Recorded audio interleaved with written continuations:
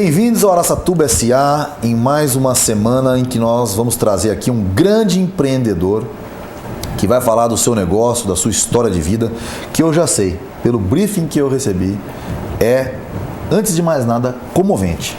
Pessoa que começou do nada e está trabalhando hoje num segmento de muita tecnologia, de muito entendimento, que é a questão do melhoramento genético do nosso rebanho, que o Brasil dá aula, dá show, mas que a carne vem subindo. Não sei se vocês estão ganhando dinheiro agora, se estão ganhando mais, ganhando menos, mas nós vamos perguntar isso para o José Avelino Pereira, o Chinelo, vai tratar do assunto de uma raça chamada Cenepol, que só de olhar para o jeitão você percebe que tem muita carne naquelas criancinhas que estão lá, estavam lá na exposição que eu fui lá ver.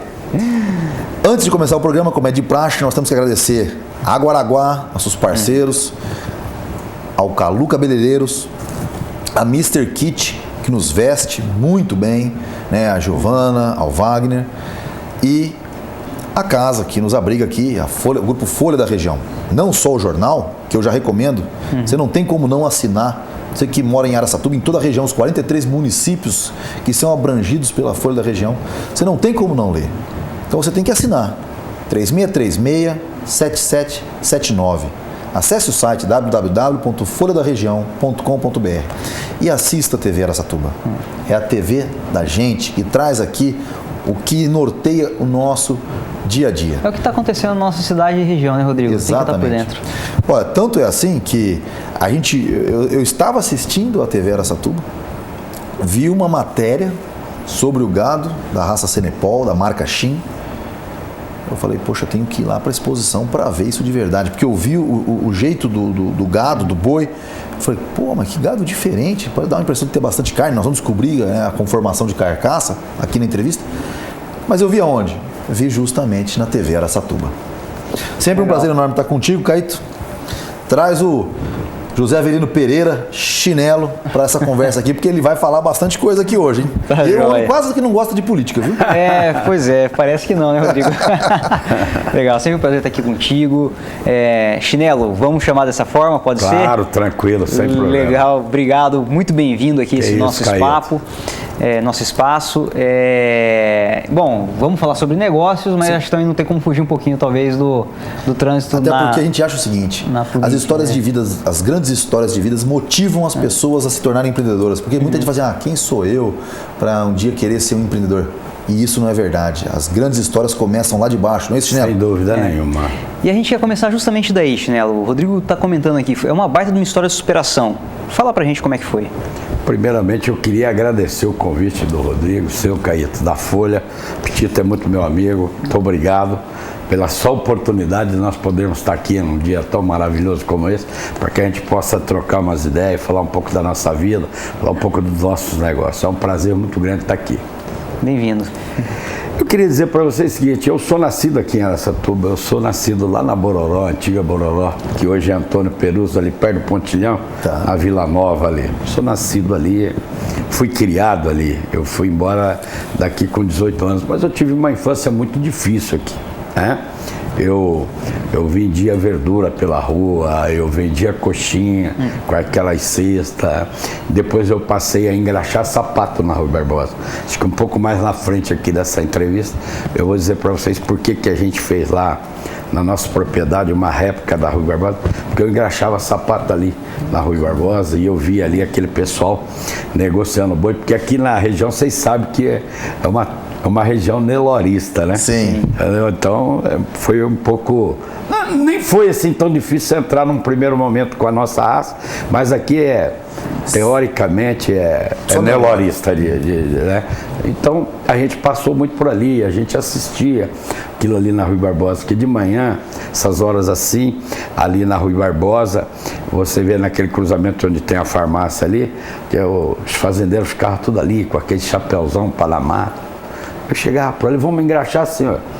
Pô, esse moleque dá trabalho, hein? Engraxa essa botina aí e tal. Então era desse jeito, sabe?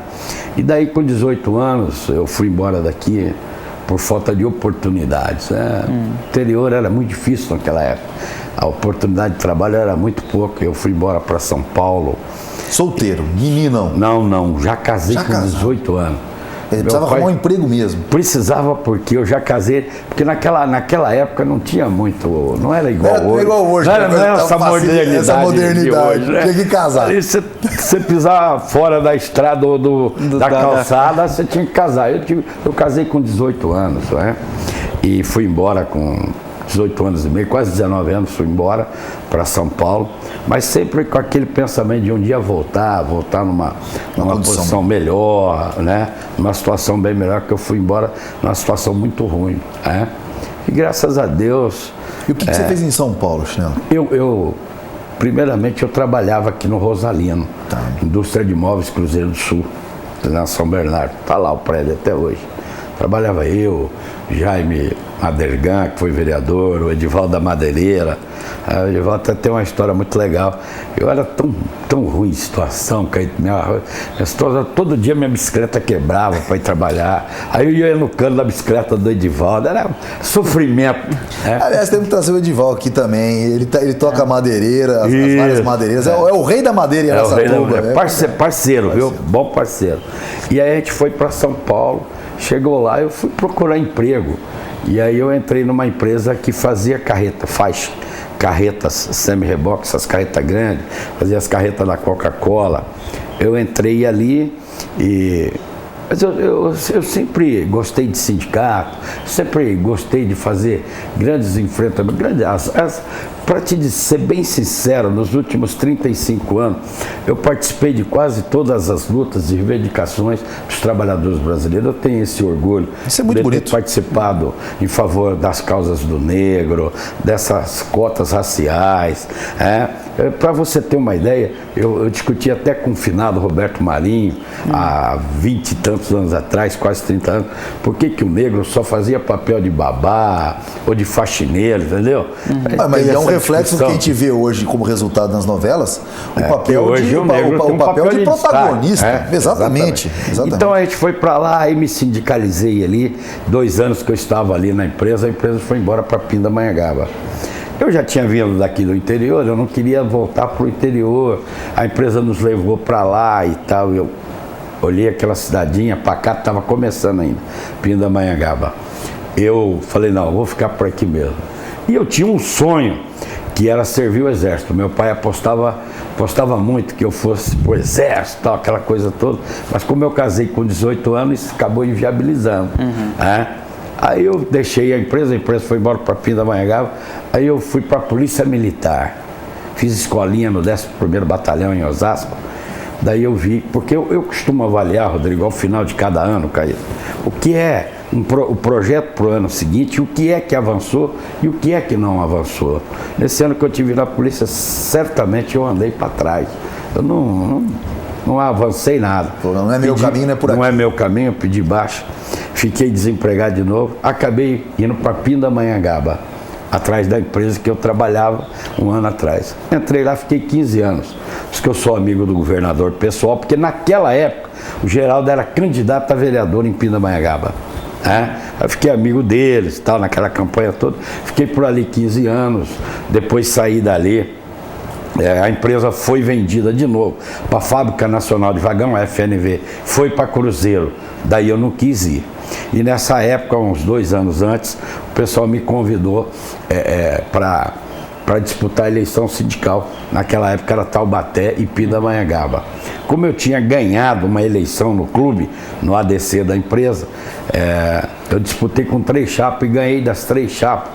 Somando as 3 chapas, os votos nulos e o branco não ganhava de mim. Aí o sindicato falou, esse cara é um líder. Aí me convidou, eu disputei a eleição lá. E depois a empresa foi embora, eu ganhei a eleição lá no sindicato. A empresa foi embora, eu fiquei sem base. Aí voltei para São Paulo, fui trabalhar na Federação dos Metalúrgicos e após 1988, com a nova Constituição, permitiu que os trabalhadores pudessem se organizar em sindicato mais fácil, porque antes você tinha que reunir os trabalhadores, fazer uma associação para depois virar sindicato. A partir de 1988, com a nova Constituição, isso permitiu. E eu estava de olho, eu trabalhava no estado de São Paulo inteiro, e aí eu estava de olho numa região muito importante, que era Caeiras, Cajamar. Mas acabou que não deu certo. Naquela época tinha muito comunista por ali, eu fiquei meio com o pé atrás e fundei um sindicato dia 29 de março de 1989, na cidade de Itatiba. Itatiba, Vinhedo, Louveira, Jalinu, Morungaba e Itupeva. Em 89. Naquela época eu fundei o sindicato, eu representava 5 mil trabalhadores. Hoje nós temos lá 15 mil trabalhadores, porque aquelas empresas, ali aquela região de São Bernardo, Santo André, Diadema, São Paulo, foi sufocando e as empresas foi procurando um raio de 100 quilômetros de fácil acesso, porque Itatiba hoje, geograficamente, está muito bem instalado pelas rodovias, tanto Dom Pedro, Fernão Dias, Anhanguera, Bandeirante, então é muito fácil acesso. Então as empresas foi se instalando ali na região de Campinas, na região de Itatiba, e hoje a gente tem 15 mil trabalhadores, e foi assim que a gente começou. Nós estamos encerrando um bloco de introdução, mas nós vamos ter que continuar porque a história é muito bonita. Né? É bonita. Então, nós vamos chamar o intervalo comercial e na volta nós queremos saber, na volta para Araçatuba, Clementina, como que se deu e aí como é que chega na Shin Cenepal. Até o próximo bloco.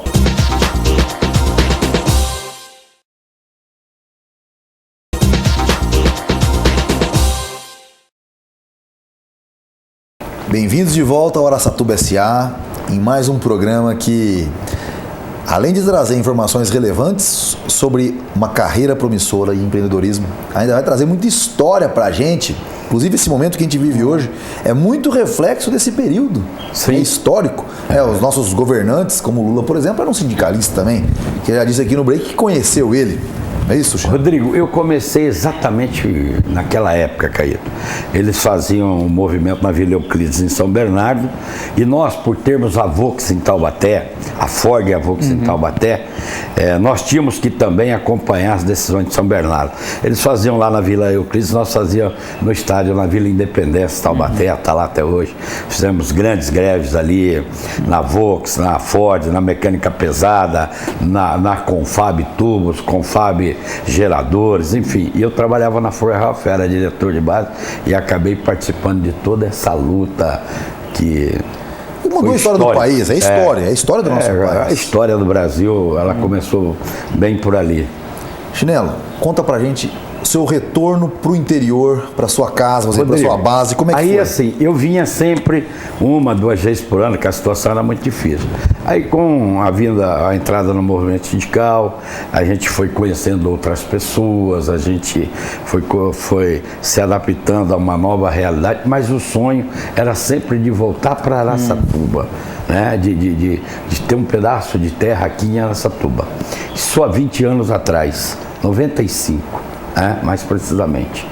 E a gente queria comprar aqui em Araçatuba. Vocês sabem que a terra aqui em Araçatuba é muito caro. É caríssimo. Aí nós tivemos 3 oportunidades de negócio. Um em Vicentinópolis, outro em Gabriel Monteiro e outro em Clementina. Clementina eu me apaixonei e ali eu comprei 15 alqueires na época. E aí comecei ali em Clementina, nesses 15 alqueires.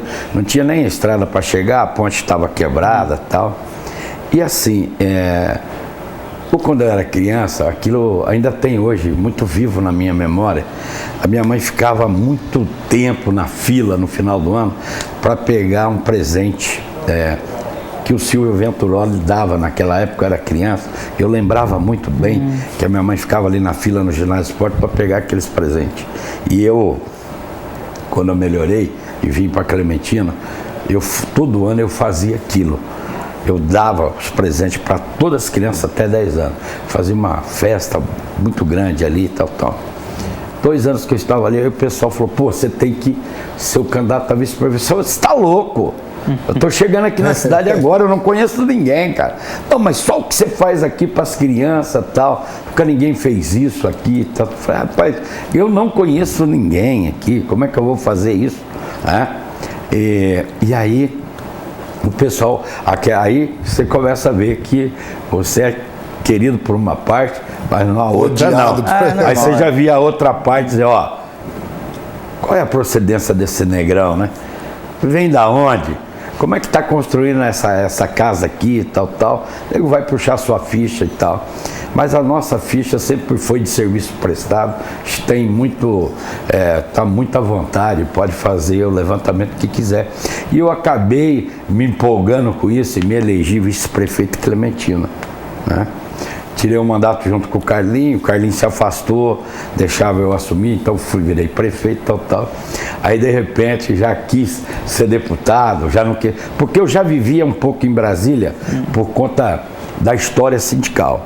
Nós acreditávamos lá atrás que tínhamos que construir um projeto alternativo ao do PT. Porque a gente sempre militou junto, mas nós sempre tivemos divergência do PT. Eu nunca fui PT, pode estar certo disso, eu sempre trabalhei contra a Central Única dos Trabalhadores.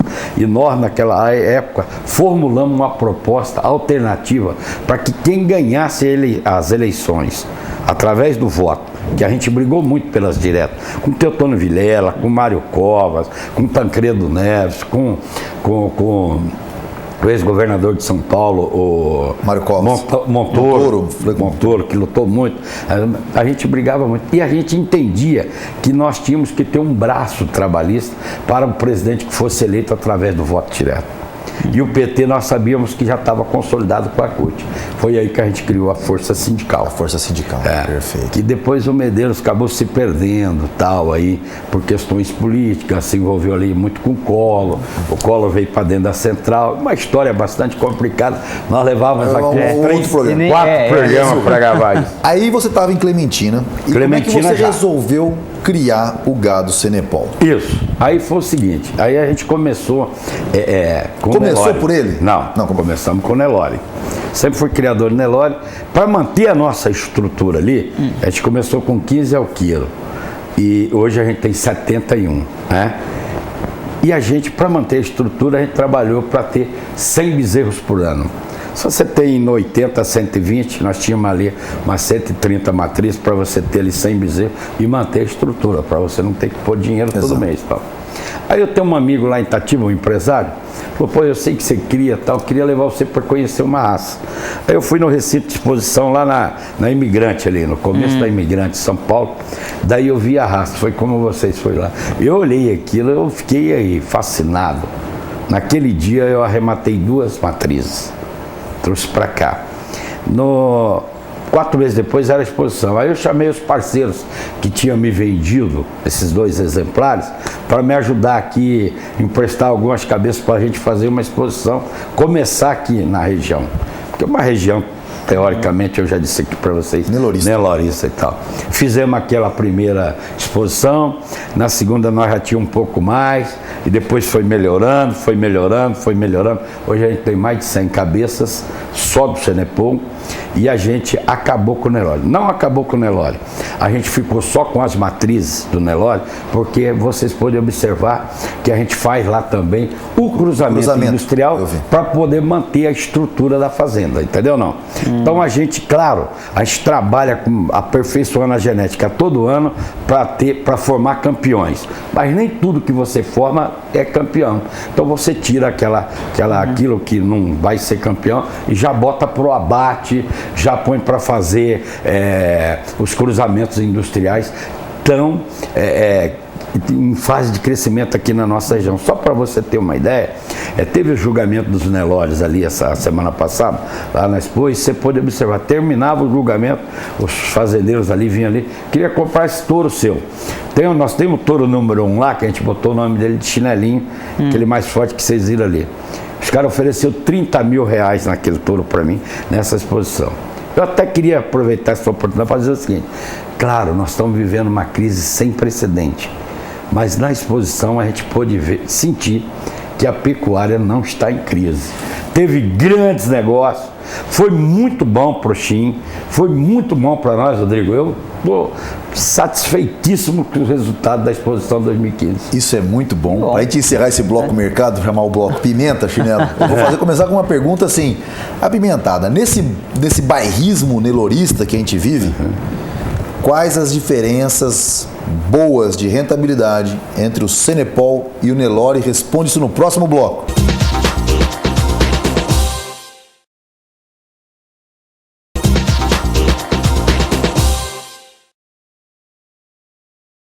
Bem-vindos de volta ao Araçatuba S.A., aqui na presença do José Avelino Pereira, o Chinelo, que cuida da marca Shin, da raça Senepol, que eu tive a curiosidade de visitar a exposição, que o Chinelo já disse que foi uma das melhores aí dos últimos tempos em negócio, apesar da crise. Também já deixar o parabéns ao Amauri, que toma conta da exposição na Rural Eventos, que nos mandou um presente lá de expositor. Então fui visitar e muito bacana. A Anne, filha do Amauri.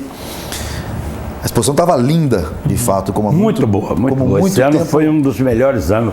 Nós estamos lá 6 anos. Eu posso dizer com certeza. Que bom. Se for melhor ano que... E o que eu percebi foi um trabalho de longo prazo. Para cada ano voltar à cultura da exposição com gente de bem lá dentro. Isso foi muito legal. Isso foi muito bacana. Parabéns aos organizadores. Chinelo, e agora? Arrumar bastante encrenca, hein? Tem muito neuralista. A gente está gostando, porque é o seguinte, o empresário, o grande criador, ele quer lucro. Exato. Ele visa o lucro. Antes de Nelore ou Senepol, que ele gosta de dinheiro. Quem não gosta, né?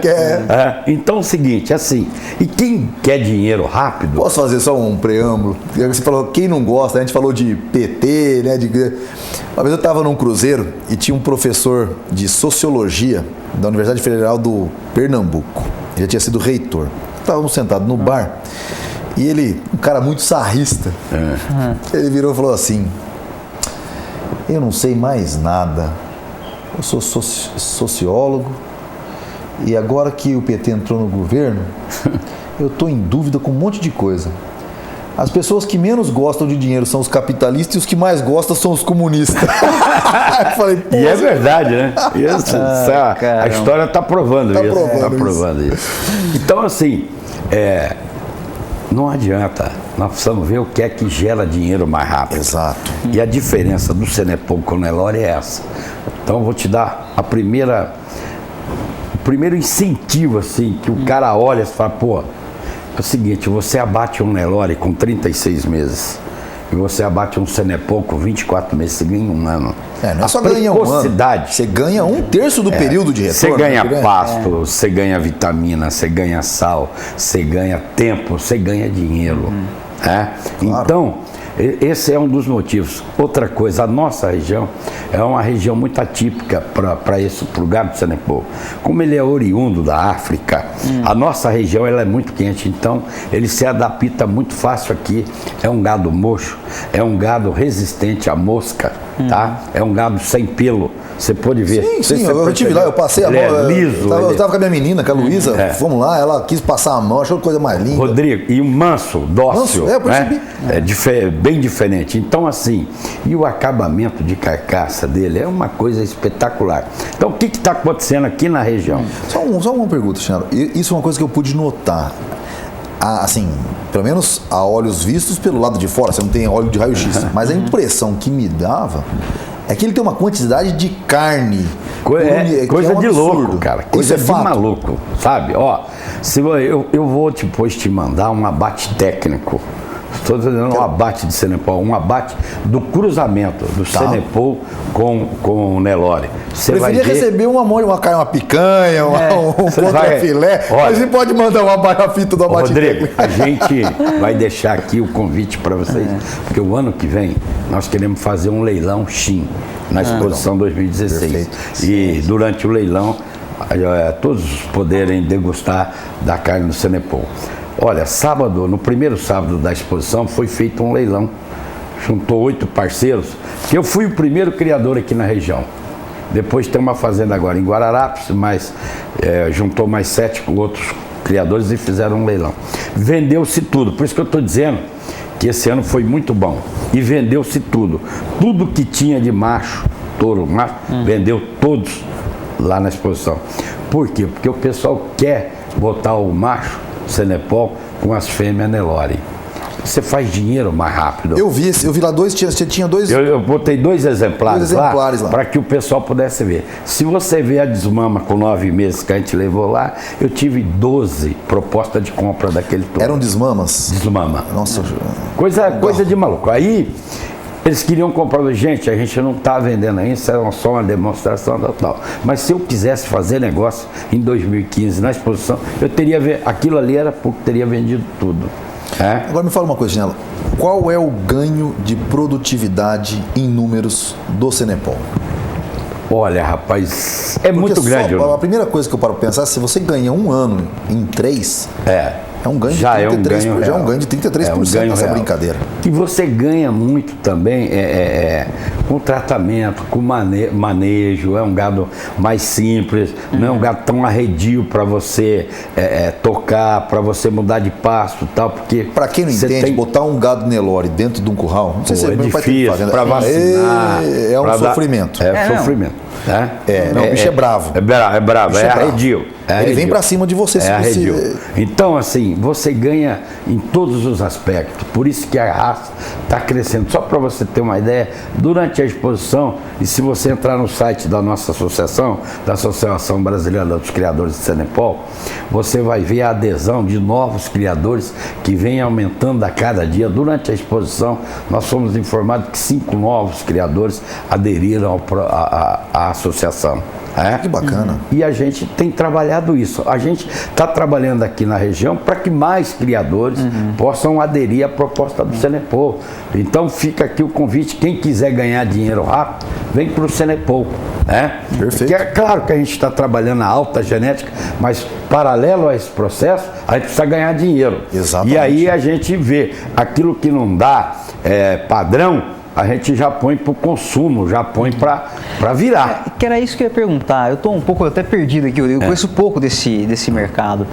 Quem que são seus clientes? Para quem que você vende? Caíto, assim, ó. Deixa eu te explicar para você. Não é para o frigorífico diretamente. Isso. Não. Você vende para o criador de gado, isso? Como é que... É o seguinte, ó, a gente trabalha a alta genética, tá? Então nós tiramos os embriões das nossas doadoras e cruzamos com o sêmen que está lá na CRV Lagoas, em outras centrais de referência aqui no Brasil. Tem algumas tem alguns sêmis importados que nós estamos fazendo teste lá.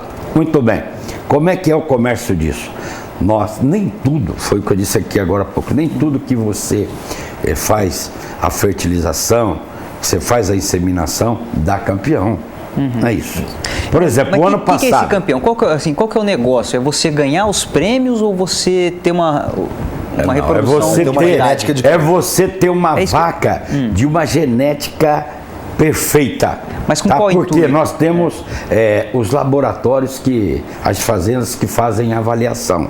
Dependendo da data, fala, você tem um touro aí, nascido, por exemplo, no dia 12 de junho, vai ter nascido até o dia 12 de junho. Você manda para lá, para avaliação. Ele fica 6 meses sendo avaliada. Carcaça, pescoço, cupim, tudo, perna, tal. Mas isso com intuito de reprodução depois, é isso? Exatamente. Se ela for, aí ela vai ser certificada. Tá. Se ela for top 10, você parou, filho, ali, você já fez ali seu pé de meia. Pé de meia razoável. Se você fizer um touro perfeito, você bota ele na central e vive só da venda de sêmen. Que é o que nós fazemos hoje, nós compramos sempre. E aí, como eles, Caíto, é todo registrado, então o criador, ele vai seguindo, ele sabe onde está a matriz A, ele sabe aonde está o touro B, entendeu não? Fala, vou querer essa matriz cruzada. Aquele que é o criador de gado mesmo, que é o que vem depois com a JBS, com a Marfrig. Que é os camaradas que trabalham com a genética alta. E aquilo que não dá padrão, você já bota para virar dinheiro. Entendi. Entendeu? Aí você vende para o frigorífico. Exatamente. Vende para o frigorífico, vende para aquele pessoal que quer ter ali 3, 4 exemplares, você vende. Entendeu? Porque para dar registro, não é qualquer um. Não é qualquer um. Não é qualquer um. O seu segmento é um segmento que está acima do cara que vai jogar para registrar, que nem você viu aqueles Nelore, é mesmo sentido. Você viu aqueles Nelore ali, é tudo registrado. Mas para chegar naquele ponto ali foi apurado, muitas apurações, muito teste e tal. Entendeu não? Agora, para sair aquilo ali, saiu um bocado de coisa ruim. Por exemplo, você tem, como diz o camarada que vende lá a vitamina, ó, você precisa ver, tem a partilheira de cima, a partilheira de meio e a partilheira de baixo. A partilheira de cima é a vitrine. Mas é que cada vez mais vai melhorando, porque esse é um investimento do Brasil. Cada vez mais o rebanho brasileiro vai se tornando mais eficiente. Por exemplo, o ano passado, a gente fez 35 machos. Mas nós estamos achando que 8 dos 35 vai ser da partilheira de cima. Você entendeu, Caio? Só para você ter uma ideia. Então, esses aí, dá registro. Quem entra no site da associação já sabe, ó, lá no chinelo tem um touro que eu estou precisando para cruzar com a minha matriz. Entendeu não? Como é que é? Agora, perfeito. Porque nós também fazemos isso. Sim. Nós sabemos onde está o Você também busca para fazer as suas matrizes. Exatamente. Aí eu vou lá atrás daquele sêmen para cruzar com a minha matriz. Mas nós estamos falando o tempo desse bloco, Chinelo. E eu vou deixar uma pergunta para o próximo bloco, que é o bloco Tendências, que é o seguinte. Eu quero saber da carne, que é o que eu consumo no final. As diferenças de carne, marmoreio, contar um pouco da história do Cenepol, da onde que ele surgiu, para onde que ele foi melhorado, como que ele entrou na América do Sul, como é que ele chega no Brasil e principalmente, qual o sabor diferencial da carne. Responde isso no próximo bloco, Chinelo. Ok.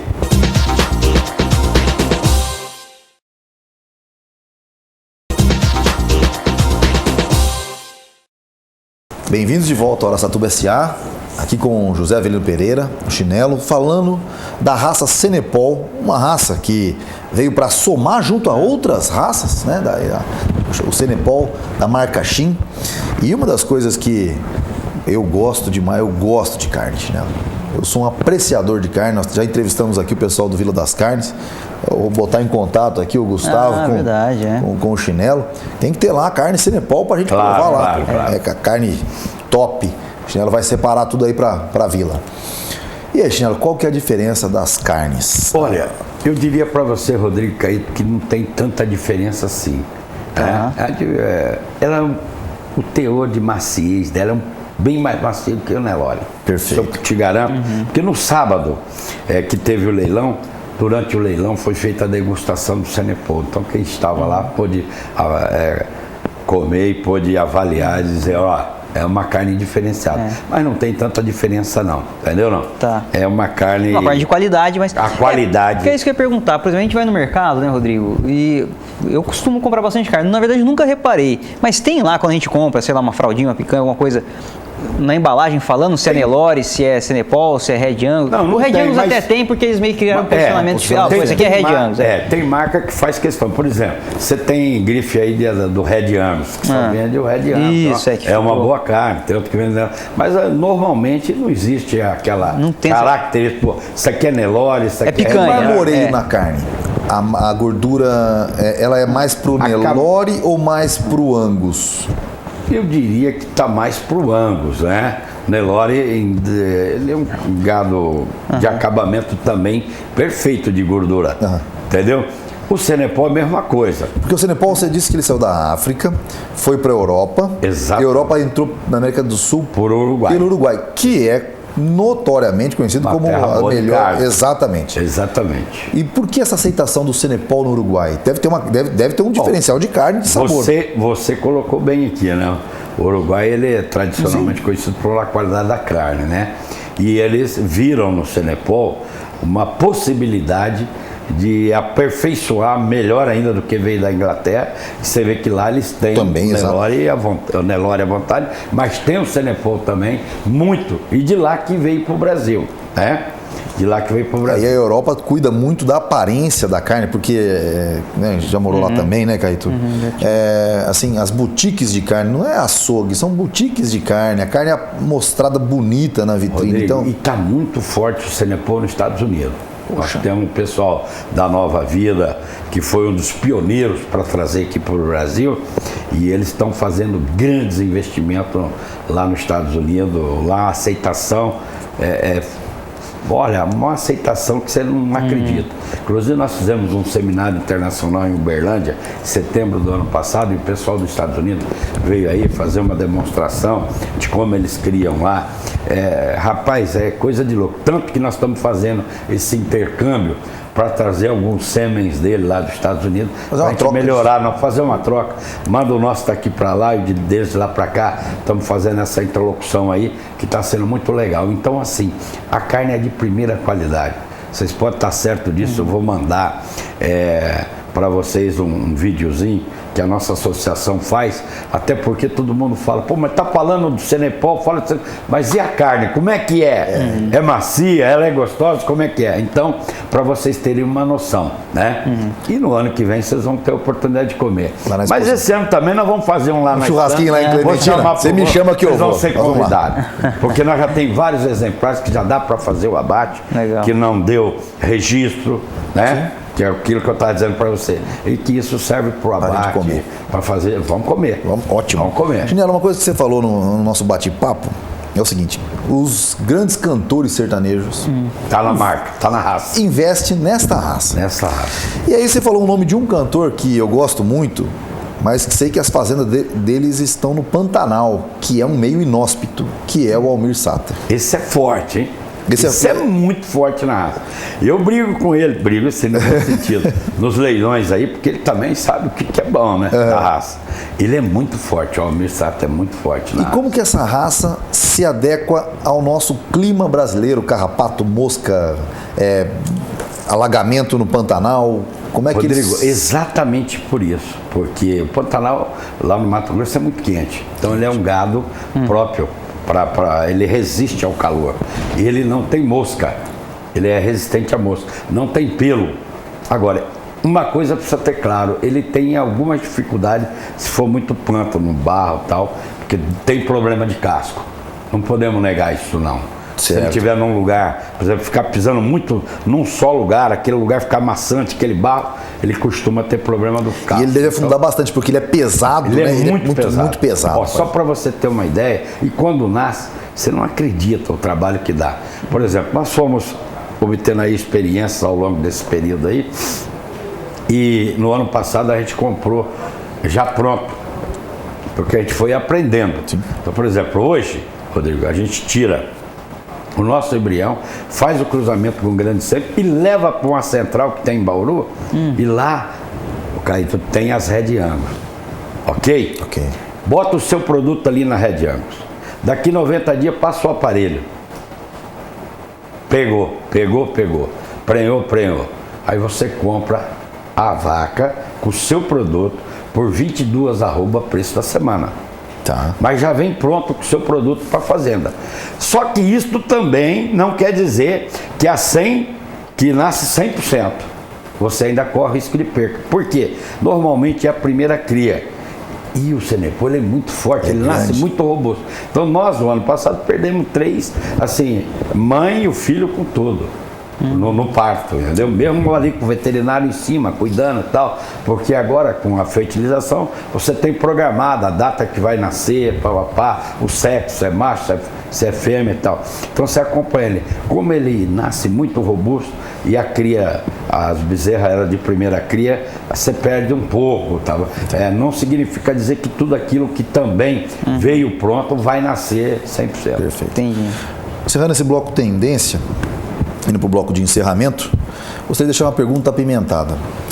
Você falou claramente é um bloco de encerramento onde a gente vai querer saber um pouco mais da personalidade do Chinelo. Fala até um pouquinho de política, viu, Chinelo? Que a gente não fala muito. Aqui. Mas vamos falar o seguinte: nesse segmento daqueles chapeludo que estava lá na Praça Rui Barbosa e via um menino negro, foi difícil quebrar, vamos dizer, o preconceito, os paradigmas? Responde isso no próximo bloco.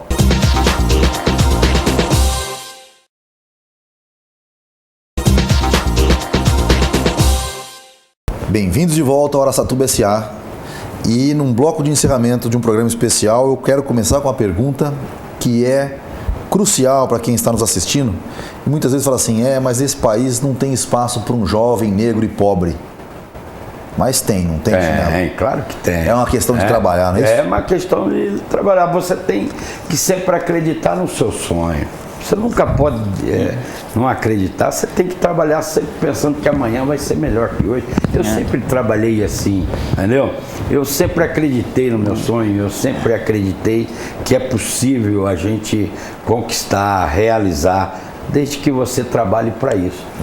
Não adianta você acreditar, mas achar que vai cair do céu não cai nada. Agora, claro que as dificuldades tem, Todos os dias. Eu tive muita dificuldade por ser negro, por não ter qualificação naquela época. Eu sempre trabalhei na questão da qualificação profissional. Hoje eu sou empresário de uma faculdade de cursos à distância. Eu tenho uma universidade de cursos à distância, porque eu sempre acreditei na qualificação do jovem, né? Então eu sempre acreditei no meu sonho. Claro que eu enfrentei barreiras enormes, mas venci todos os desafios. E digo para todo mundo que a vida é um desafio. Todo dia você tem que matar um leão por dia, né? Exato. A vida é feita de desafio. E eu gosto de desafio. Pô, mas tá difícil. Mas se fosse fácil, não seria para nós. Para nós tem que ser difícil. Exato. Porque a gente só valoriza quando a coisa é difícil de acontecer. Então eu vivo a vida assim, vivo a vida feliz, vivo a vida com sabor, com gosto. Participo da política sindical, da política partidária, da política empresarial. Eu vivo desafiando. Perfeito, Chinelo. E uma coisa assim que eu gostaria de colocar. Você acha que esse aspecto seu, essa característica sua de participar do social, seja da política partidária, política empresarial, política sindical, vem justamente por saber que as justiças são feitas na ágora, né? Naquele lugar grego que se discutia, que a gente tem que falar, que a gente tem que ser visto, que a gente tem que aparecer? Claro, é um pouco claro. isso. Pouco não, é tudo isso. Porque se você não fala, se você não é lembrado, você não é visto. Você tem que falar, você tem que debater, mesmo que não te ouçam, né?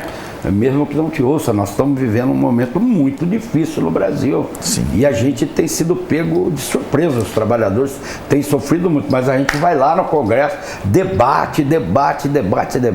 Nessa questão aí dessas medidas provisórias colocadas pelo governo federal, do seguro-desemprego, do Isso está ferrando demais o trabalhador. Tem afetado em cheio os trabalhadores. E nós temos ido lá, temos debatido, temos dizendo, não pode. Segunda-feira nós estávamos fazendo um debate, dia 6, mais precisamente, eu deixei a exposição e fui para um seminário nosso. Pô, meio-dia, rapaz, vem a ordem da presidente da República, vai editar uma medida provisória aí, e a presidente quer que todos venham aqui, porque eu sou vice-presidente da Central dos Sindicatos Brasileiros e sou representante no Conselho Deliberativo do Fundo de Amparo do Trabalhador, o CODEFAT. E é o dinheiro do FAT que ia financiar o layoff, que foi essa medida provisória aí, de você poder... De reduzir 30%. Exatamente, 30% do salário, com o FAT pagando 15% e a empresa pagando os outros 15%. Mas, gente, a gente precisa ter um espaço um pouco para debater, porque o negócio vem como um rolo compressor, passa em cima e você não tem espaço nenhum para debater, que era entendeu, Caíto? A minha grande pergunta, assim, na questão política. Eu me envolvo até muito pouco, apesar de gostar, gosto de discutir muito. Mas é uma percepção que eu tenho, que também me puxa como um freio de mão. Até que ponto, aqui em Araçatuba, por exemplo, uma discussão política consegue de fato ser levada à frente? Até que ponto a gente consegue de fato ter um canal para realmente ser ouvido? Porque você vê isso, a minha impressão daqui de fora é justamente essa, que a gente discute-se muito, mas participa-se pouco. Exatamente. Eu digo assim, daqui a gente consegue, a partir de um fórum, alguma coisa assim, levar mensagem, levar pleitos mais para distante? Ou nos falta essa capilaridade política? A minha questão, na verdade, é justamente essa. Será que não nos falta aqui capilaridade efetiva política? Caíto, eu acho que não falta. O que falta é as pessoas ouvirem, né? Porque, sinceramente, né, eu não sei se eu posso falar, mas eu vou dizer que eu sinto. O PT acabou com o Brasil e nós estamos aqui em Araçatuba, nós vivemos um governo muito ruim. E eu sou culpado disso, porque o meu partido, do qual eu sou coordenador regional, ajudou nesse governo a eleger esse projeto. E é um projeto que não tem dado certo. Por isso que eu achei que o Congresso acertou em cheio a não aprovar mais a reeleição, porque a reeleição faz mal, Rodrigo. Você viu o segundo mandato do nosso prefeito aqui, nós não queremos falar em política, mas já falando em política, a catástrofe. As ruas estão tudo emburacadas, né? Nós temos problemas milhões. Então, Rodrigo, respondendo essa tua pergunta, nós temos que ter um fórum para abrir, para ouvir. É o que eu acho que falta. Quando eu era vice-prefeito, e daí eu assumi a prefeitura, lá em Clementina, toda quinta-feira eu falei, hoje eu atendo a população. Porque você tem que ouvir a rua, a vontade do nosso povo, né? E, olha, às vezes você fala, mas não tem nada a ver. Tem sim a ver, você tem que ouvir o que o cara do São José quer falar, é que é justamente o cara do isso que Mangueville falta. quer falar, do TV. Eles lá vivem os problemas diferentes de quem está aqui, perto do Paço Não se Municipal. tem esses... E assim, até o que eu falo, está no finalzinho, eu vou sacanear aqui, né, Rodrigo? Vai lá, Assim, de fato, também está muito fácil bater no PT. Né? Tá muito fácil hoje bater no PT, todo mundo. Tá podre. Mas não, o que eu digo, está comum, né? Tá super comum hoje. Mas assim, eu de verdade, eu falei várias vezes aqui, não consigo ver hoje, de fato, um partido que seja diferente. Para mim, tá tudo muito igual. E é por isso que eu falo que talvez falte esse canal, essa capilaridade. Quem está ouvindo de fato? E onde que tem esse fórum? Quem que está organizando isso? Quais são as lideranças da cidade, por exemplo? Pode gritar, Chinelo? Não, Hoje... na cidade, assim, de se organizar e falar, pô, onde que aqui em Araçatuba a gente está discutindo maioridade penal, por exemplo? Assim, a gente não consegue ver diferença. Eu vou fazer uma pergunta pro Chinelo para ser a última pergunta do programa que vai fazer isso aí. Então vamos lá. Qual a diferença de PSDB e PT? Olha, eu acho que está um mais de centro e o outro centro caindo para a esquerda. Eu achava isso, eu pensava que era assim. Mas como você diz daquele seu filósofo aí do navio lá que você estava lá, é real. Os caras gostam muito de dinheiro. Mas quem não gosta? Nós gostamos. Só que a gente imaginava um PT diferente. Um PT daquelas propostas, né, maravilhosas, em defesa do... o Lula foi um bom governo? Fez um bom governo. Mas esse governo que ele reelegeu é um governo muito ruim. E que devia ouvir mais. Agora, eu falo para vocês, o fórum de ouvir e de debater é no processo eleitoral. Nós temos que conscientizar o nosso povo da importância do voto, que o voto tem consequência.